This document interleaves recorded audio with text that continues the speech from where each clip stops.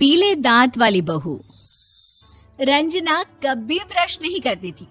उसे कितनी बार उसके माँ बाप ने डांटा, लेकिन उसका कोई असर उस पर होता ही नहीं था, जिस कारण से उसके दांत पीले पीले हो जाते हैं। शादी के बाद अरे बहू, वैसे तो तुझ में कोई कमी नहीं है, पर तेरे दांत इतने पीले कैसे हैं बेटा? कैसे मतलब? कोई सर्जरी थोड़ी ना कराइए। वो तो क्या नाम, मैं ब्रश नहीं करती थी तो पीले हो गए। अब क्या करूं? आप कहे तो लाल करवा लूं या फिर काले? यार ये क्या है, क्यों माँ से लड़ रही हो? लड़ रही हूँ? अरे मैं लड़ रही हूँ या ये बोल रही है कि दांत पीले हैं, पीले। अरे तपस्या थोड़ी ना की है इन्हें पीले करने के लिए। बकायदा ब्रश नहीं किया है 20 साल तक, तब जाकर। छी, कैसी बात कर रही हो? ये उस वक्त तो पीले नहीं थे जब हम लोग तुम्हें देखने आए थे। अरे तब साफ करवा लिया होगा डेंटिस्ट के पास जाकर। अब देखो कैसे पीले पीले लग रहे हैं। रंजना सास की तरफ गुस्से से देखती है। फिर शुरू हो गई पीले पीले पीले। अरे पीले तो तब भी थे जब मेरे हाथ का रसगुल्ला उड़ा उड़ा कर खा रही थी और बोल रही थी, लड़की नहीं गुणों का खजाना दे रहे भाई साहब आप। खैर, अब वो लोग करते भी तो क्या करते, पीले दांत वाली बहू पल्ले पड़ी थी तो झेलना तो था ही। एक दिन कीर्तन में रंजना गाना गा रही थी। अरे कमला बहन, माँ का द्वार है, यहाँ तो सब शुद्ध होकर आते हैं, फिर अपनी बहू को ब्रश भी नहीं करवाती तुम।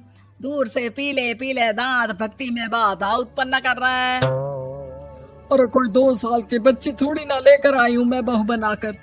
अच्छी खासी लड़की है, अरे कैसे करवाऊं ब्रश? ये तो उसे खुद करना चाहिए ना। अब माँ बाप तो इसके जैसे तैसे निपटा दिए, ये नहीं सोचा कि सास कैसे संभालेगी।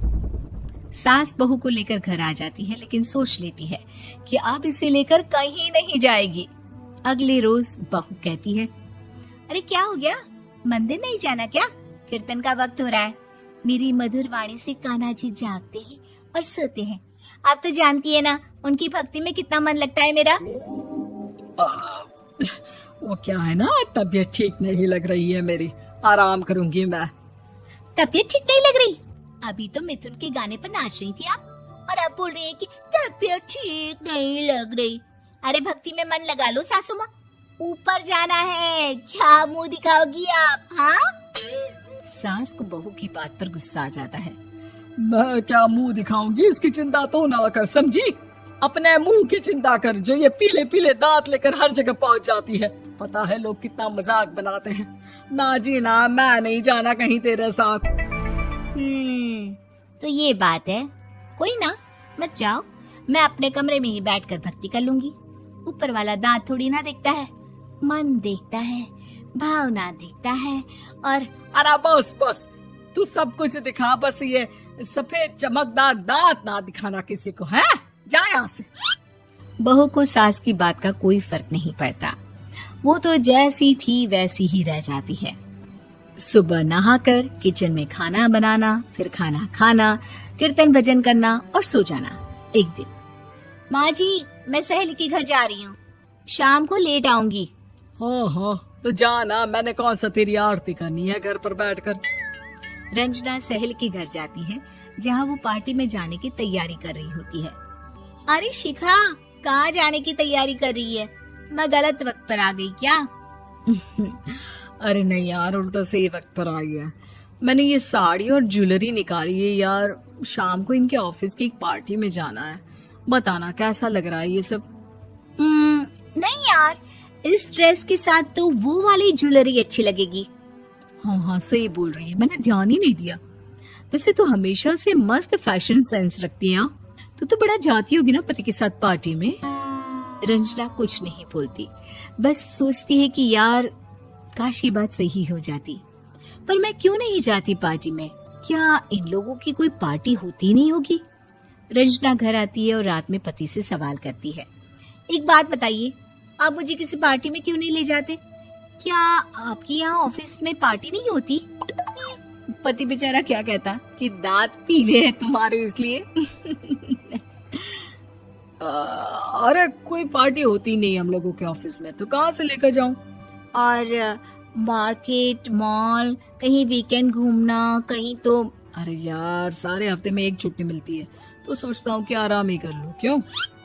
रंजना मन मार के रह जाती है। पहले कभी सास के साथ मंदिर जाया करती थी, लेकिन वो भी सास ने ले जाना बंद कर दिया। घर बैठी बैठी रंजना बोर हो जाती है। तभी उसे आइडिया आता है और वो मायके जाने का सोचती है। सासू माँ, 2 दिनों के लिए मम्मी के घर जा रही हूँ। अच्छा ठीक है, आराम से जा।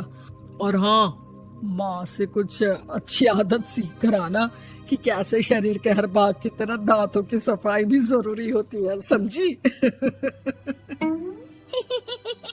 शुरू हो गई ना आप।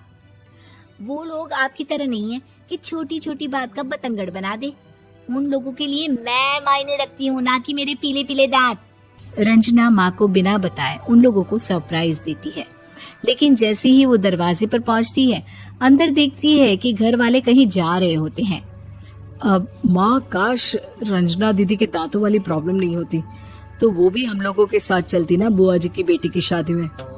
हाँ बेटा, लेकिन अब उसे कौन समझाए कि उसको उसके पीले दांत नहीं दिखते, लेकिन उसके आसपास के लोगों को कितना एम्बैरेसिंग फील कराते हैं। मुझे तो कितनी बार उसके स्कूल की टीचर ने शिकायत की कि उसके साथ कोई लड़की बैठना भी नहीं चाहती, और ना ही कॉलेज में कोई उससे बात करना चाहता था। लेकिन पता नहीं क्यों उसे ये बात समझ में ही नहीं आती। कोई कमी नहीं है उस लड़की में, बस यही कि दांत पीले हैं। वो तो भला हो जीजा जी और उनकी माँ का, जो दीदी को जैसी है वैसे ही रखा हुआ है। रंजना को अपने घर वालों की बात सुनकर बहुत दुख होता है। वो सोचती है कि वो क्या करे, लेकिन फिर वो सीधा डेंटिस्ट के पास जाती है, अपने दांत चमकाती है और कसम खाती है कि वो रोज ब्रश करेगी। अरे क्या हो गया? तुम तो 2 दिनों के लिए गई थी ना, पर कोई ना, अच्छा है, चलो आ गई तो।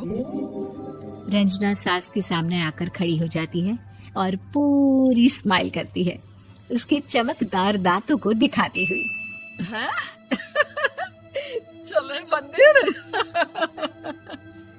माँ, मुझे माफ कर दीजिए, मैंने आप लोगों को बहुत एम्बैरेसिंग फील करवाया।